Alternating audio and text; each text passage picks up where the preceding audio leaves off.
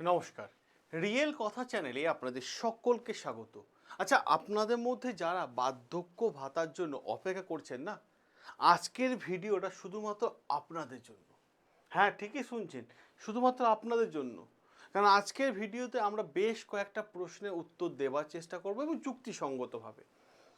আর তার আগে আমি রিকোয়েস্ট করব, যারা দেখছেন এই সেশনটা, প্লিজ চ্যানেলটাকে সাবস্ক্রাইব করে নিন এই ধরনের আপডেট পেতে হলে।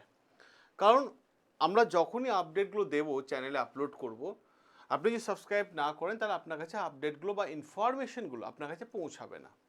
আপনি ডকুমেন্টসও রেডি করতে পারবেন না, আপনি জানতে পারবেন না, তাহলে আপনাকে অন্যের কারো মুখ থেকে, বাইরে কারো মুখ থেকে শুনতে হবে। তো সিদ্ধান্ত এখন আপনার হাতে।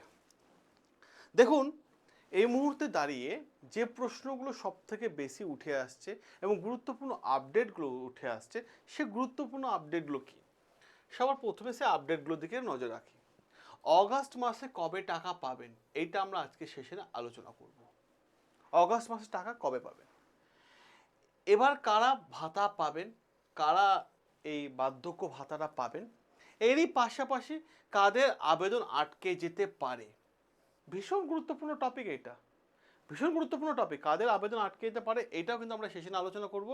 কিভাবে ঘরে বসে স্ট্যাটাস চেক করবেন যে আপনি যে আবেদনটা করেছেন তা বর্তমান কোন সিচুয়েশনের মধ্যে দিয়ে আছে, সেটাও আমরা আলোচনা করব।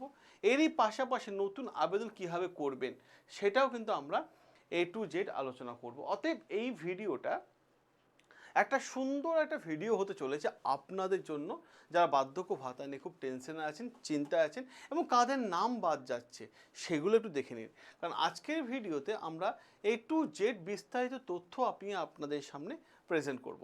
আর এরই পাশাপাশি ভিডিওটা ভালো লেগে থাকলে চ্যানেলটাকে সাবস্ক্রাইব করে নেবেন। দেখুন, সবার প্রথম বড় খবর বা বড় আপডেট কি, যে রাজ্য সরকার জানিয়ে দিয়েছে যে অগস্ট মাসে বার্ধক্য ভাতা, বিধবা ভাতা এবং প্রতিবন্ধী ভাতা টাকা দেওয়া হবে।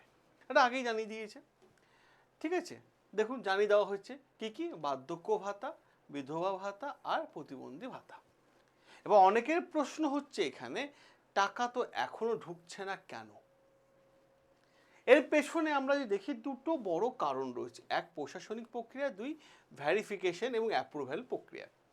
প্রতি মাসের শুরুতে সরকার ফান্ড রিলিজ করতে কিছুটা সময় নেয়, এটুকু জেনে রাখবেন। অপরদিকে বর্তমানে পুরনো পেন্ডিং আবেদন, যারা আগে আবেদন করেছেন, অনেক আবেদন পেন্ডিং এবং নতুন আবেদন দুটো একসঙ্গে ভেরিফিকেশন হচ্ছে। আগে যারা টাকা পেতেন সেটারও পেন্ডিং রয়েছে এবং নতুন যারা আবেদন করেছেন তাদেরও ভেরিফিকেশন প্রসেস কিন্তু চলছে। তার জন্য একটু দেরি হচ্ছে, বাট প্রশ্ন এটাই, আতঙ্কিত হওয়ার কোনো কারণ নেই। এবার প্রশ্ন অনেকে হচ্ছে যে এবার কত টাকা আপনারা পাবেন। দেখুন, এই প্রকল্প যদি কথা বলা হয়ে থাকে, আগের সরকারের আমলে দেখতে পেয়েছিলাম যে 1000 টাকা করে দেওয়া হচ্ছিল। এবার প্রশ্ন হচ্ছে যে বর্তমান সময়ে এখানে 50% বৃদ্ধি করা হয়েছে। তার মানে কি, আগে 1000 দেওয়া হচ্ছিল, এখন 50% বৃদ্ধি করে সেটা 1500 টাকা হয়ে গেছে, ঠিক আছে। এবার প্রশ্ন হচ্ছে যে গুরুত্বপূর্ণ জায়গায়, অনেকে বলছে যে 3000 টাকা করলে অনেক ভালো হয়, কারণ কিছু প্রকল্পে টাকা বেশি দেওয়া হচ্ছে। তাহলে বার্ধক্য ভাতাতেও 3000 টাকা করে দিলে সুবিধা হয়, কারণ মানুষের চিকিৎসা খরচা বেড়ে গেছে, অধিকাংশ টাকা উপার্জন করতে সক্ষম নন, ঠিক আছে। অনেকে এরকম নানান ধরনের প্রশ্ন তুলছে, আমি সেই সমস্ত কন্ট্রোভার্সিয়াল বিষয়ে যাব না। এবার দেখুন, যে বিষয়টা আসছে, আগস্ট মাসের টাকা কবে আসবে, কবে আসবে অগস্ট মাসের টাকা। বর্তমান তথ্য অনুযায়ী যে রিপোর্ট উঠে আসছে, সেখানে একটা জিনিস বা বেশ কয়েকটা জিনিস ক্লিয়ার হয়ে যাচ্ছে যে 15 অগস্টের পর হয়তো ধাপে ধাপে টাকা পাঠানো শুরু হতে পারে। যদিও কিছু উপভোক্তা অ্যাকাউন্টে ইতিমধ্যে টাকা পৌঁছে যেতে শুরু করেছে, আর যাদের এখনও আসেনি আপনাদের বলবো চিন্তা করবেন না, অ্যাপ্রুভ্যাল খুব শীঘ্রই আপনারা পেয়ে যাবেন এবং অ্যাপ্রুভ্যাল পেয়ে গেলে আপনার অ্যাকাউন্টে টাকা ক্রেডিট হয়ে যাবে। কারণ টাকা কীভাবে আসে বা আপনার অ্যাকাউন্টে টাকা কীভাবে ঢোকে, সেই প্রসেস একটা ফর্মুলা আছে। সেই ফর্মুলাটা আমি আপনাদের সামনে একটু দেখিয়ে দিই কীভাবে টাকা ক্রেডিট হয়। দেখুন, সরকার প্রথমে ফান্ড রিলিজ করে যে হ্যাঁ, বার্ধক্য ভাতার জন্য এত টাকা আছে, বরাদ্দ আছে, ফান্ড রিলিজ করে দিল। যখনই ফান্ড রিলিজ করে দিল তখন ডিবিটি, ঠিক আছে, ডিবিটি ডাইরেক্ট বেনিফিট ট্রান্সফার, ঠিক আছে, এর প্রসেসিংয়ে চলে যাবে। আর যখনই প্রসেসিংয়ে যাবে তখন বেনিফিশিয়ারির নামে, ঠিক আছে, আপনার নামে লিস্ট তৈরি হয়ে যাবে, ঠিক আছে, এবং ব্যাংকের মাধ্যমে সরাসরি আপনার অ্যাকাউন্টে টাকা চলে যাবে। আর আপনার অ্যাকাউন্টে টাকা চলে গেলে SMS চলে যাবে। তবে মাথায় রাখার চেষ্টা করবেন, অনেক সময় SMS আসে না, অনেক সময় আসে না বা দেরি করে আসে। অতএব পাসবুকটা বারবার আপডেট করবেন, দেখে নেবেন, সমস্যা মিটে যাবে আপনার ক্ষেত্রে। এবার প্রশ্ন হচ্ছে, কারা এই বার্ধক্য ভাতা পাওয়ার যোগ্য? এটা কিন্তু ভীষণ ভাইটাল প্রশ্ন। কারা বার্ধক্য ভাতা পাওয়ার যোগ্য? দেখুন, বার্ধক্য ভাতা পেতে গেলে কমপক্ষে 60 বছর বয়স হতে হবে। 60 বছর। অনেকে মনে করে যে আমার তো জন্মের তারিখ মনে নেই, ঠিক আছে, তাহলে সেই মাসে 1 তারিখে কাউন্টিং করা হবে। আবার যে বলে মাস মনে নেই, সেই মাসে 16 তারিখে কাউন্টিং করা হবে, ঠিক আছে। এটা হচ্ছে পশ্চিমবঙ্গের স্থায়ী বাসিন্দা হতে হবে। তার মানে কি, আপনাকে এই রাজ্যেরই বাসিন্দা হতে হবে। কারণ এই প্রকল্পটা অন্য রাজ্যের জন্য তো নয়, এটা আমাদের রাজ্যের জন্য, ঠিক আছে। অতএব আমাদের রাজ্যে বাসিন্দা হতে হবে, ঠিক আছে। আর অন্য কোনো সরকারি পেনশন যদি পেয়ে থাকেন তাহলে সেটা নেওয়া যাবে না, ঠিক আছে, এটা কিন্তু বলে দেওয়া হয়েছে। এবার যে আসে বিধবা ভাতা ক্ষেত্রে, বিধবা ভাতা ক্ষেত্রে স্বামী যে মারা গেছেন তার ডেথ সার্টিফিকেট থাকতে হবে এবং আয়ের একটা সীমা থাকতে হবে ইনকামের, সেটাও কিন্তু বলে দেওয়া হয়েছে। প্রতিবন্ধী ভাতা ক্ষেত্রে যে বলা হয়ে থাকে সেরকমভাবেই আছে, 60% প্রতিবন্ধকতার সার্টিফিকেট থাকতে হবে, সরকারি সার্টিফিকেট কিন্তু সরকারি সার্টিফিকেট কিন্তু থাকতে হবে, ঠিক আছে, বলে দেওয়া আছে। এবং কিছু গুরুত্বপূর্ণ নিয়ম আছে। অনেকে প্রশ্ন করে যে এক ব্যক্তি একসঙ্গে 2-3টি কি ভাতা পাবে না? এই প্রশ্নটা অনেকে করছেন, বা এক ব্যক্তি একসঙ্গে 2টি সরকারি ভাতা পাবে না, এরকম ধরনের প্রশ্ন অনেকে দেখলাম করছেন। আমি আপনাদের এই প্রশ্নের উত্তর দিই। দেখুন, একই পরিবারে একজন বার্ধক্য ভাতা, একজন বিধবা ভাতা আর একজন প্রতিবন্ধী ভাতা নাও পেতে পারেন, নাও পেতে পারেন, এটা কিন্তু ক্লিয়ার। তবে এখানে কোনো সমস্যা নেই, এখনো আপডেট আসেনি, আপডেট আসুক আমি আপনাদের সাথে বলে দেবো। এবং ব্যাংক অ্যাকাউন্টে যে 4টে বিষয় নজরে রাখবেন, সেই 4টে বিষয় একবার দেখে নিন, গুরুত্বপূর্ণ জায়গা। কী কী 4টে বিষয় আছে দেখুন। প্রথমত, আপনার নিজের নামে, যিনি আবেদন করবেন ওনার নিজের নামে জয়েন্ট অ্যাকাউন্ট নয়, সিঙ্গেল অ্যাকাউন্ট থাকতে হবে, সিঙ্গেল অ্যাকাউন্ট থাকতে হবে। এবং সেই ব্যাংক অ্যাকাউন্টের সাথে আধার কার্ড নাম্বার লিঙ্ক থাকতে হবে, মোবাইল নাম্বার লিঙ্ক থাকতে হবে, ঠিক আছে, ডিবিটি এবং NPCI ম্যাপিং থাকতে হবে, ওকে। KYC যাতে আপডেট থাকে সেটা ব্যাংকে গিয়ে একবার চেক করে নিন। সম্ভব হলে জয়েন্ট অ্যাকাউন্ট ব্যবহার করবেন না, এটা কিন্তু বলে দিচ্ছি, কারণ আপনার নিজের নামে অ্যাকাউন্ট থাকলে সুবিধা হয়। এবার প্রশ্ন হচ্ছে ডিবিটি লিঙ্ক না থাকলে কি করবেন? সবচেয়ে গুরুত্বপূর্ণ প্রশ্ন, ডিবিটি লিঙ্ক বা NPCI ম্যাপিং না থাকলে কি করবেন?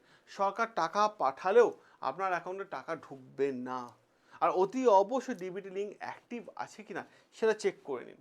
এবং ঘরে বসে কীভাবে আপনি আপনার স্ট্যাটাস চেক করবেন সেটাও আমি আপনাদের বলে দিই, কীভাবে স্ট্যাটাস চেক করবেন ঘরে বসে। দেখুন, অ্যাপ্লিকেশন স্ট্যাটাসে চলে যাবেন, সেখানে গিয়ে ওল্ড এজ পেনশন, ঠিক আছে, স্মার্ট পোর্টালে যান সবার প্রথমে, তারপর সেখানে অ্যাপ্লিকেশন স্ট্যাটাসে যান, ওল্ড এজ পেনশন দেন, ঠিক আছে, সেখানে আধার নাম্বার আপনাকে দিতে হবে,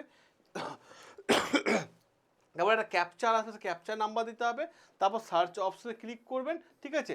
এরপর আপনার সামনে দেখাবে অ্যাপ্লিকেন্ট নেম, আপনার নাম দিয়ে দেবেন, বেনিফিশিয়ারি ID নাম্বার দিয়ে দেবেন, অ্যাড্রেস দিয়ে দেবেন, ব্যাঙ্ক ইনফরমেশন দিয়ে দেবেন, বর্তমানে স্ট্যাটাস আপনি চেক করতে পারবেন এইভাবে।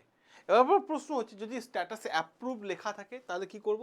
তাহলে খুশির খবর, খুশির খবর, খুব শীঘ্রই আপনার অ্যাকাউন্টে টাকা চলে আসবে। আর যদি আন্ডার ইনকোয়ারি বা প্রসেসিং থাকে তাহলে পরিষ্কার হয়ে বোঝা যাচ্ছে আর কিছুদিন অপেক্ষা করুন, যাচাই বাছাই ভ্যারিফিকেশনে কিন্তু কাজকর্ম চলছে।